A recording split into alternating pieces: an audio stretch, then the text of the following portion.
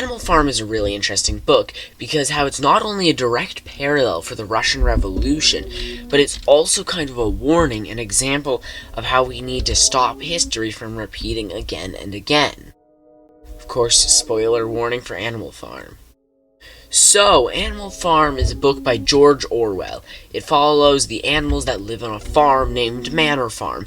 At the beginning of the book, an old pig named Old Major gives a speech about how if there were no farmers, all the animals on the farm would prosper, and life would be 100 times better. Old Major eventually died a few days later, and after that, all the animals were highly determined to make sure that eventually, someday, they didn't know when, there would be a revolution. Eventually, the irresponsible and drunk farmer, Mr. Jones, was actually run out, and the animals decided to set up a system called animalism, with the 7 commandments being, whatever goes upon 2 legs is an enemy. Whatever goes upon 4 legs or has wings is a friend. No animal shall wear clothes. No animal shall sleep in a bed. No animal shall drink alcohol. No animal shall kill any other animal. All animals are equal. The pigs became the brains of the farm. They planned how and where to harvest things.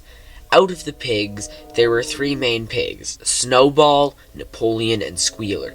Snowball and Napoleon usually had very different opinions on things, until the day that Napoleon used the dogs to exile Snowball. After this, Napoleon made sure that the animals would work just hard enough that they could get extra food, and that they could build a windmill. All the animals were inspired by Boxer the horse, who had the saying of "I will work harder." The pigs always managed to give themselves extra food, and when the animals brought this up, Squealer, who was extremely good at making convincing arguments, would explain, "It is for your sake that we drink the milk and eat those apples. Do you know what would happen if we pigs failed our duty? Jones would come back." Eventually, the animals noticed the pigs had broken some of the commandments of animalism. The pigs now slept in beds, drank alcohol, and performed executions. But they learned that those commandments now read, "No animal shall sleep in a bed with sheets. No animal shall drink alcohol to excess."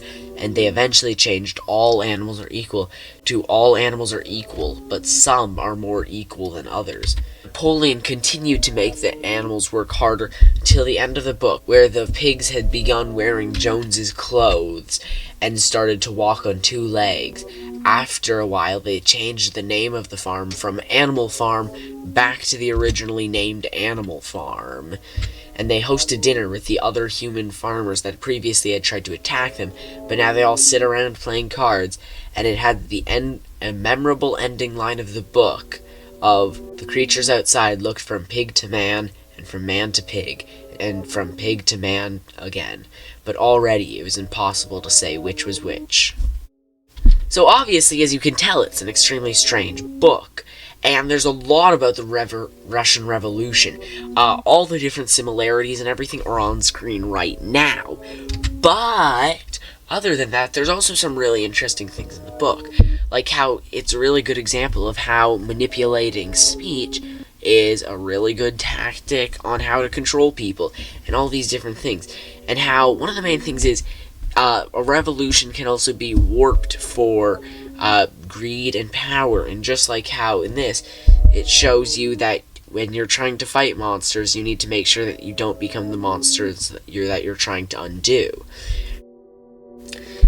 But yeah, that's most of the things.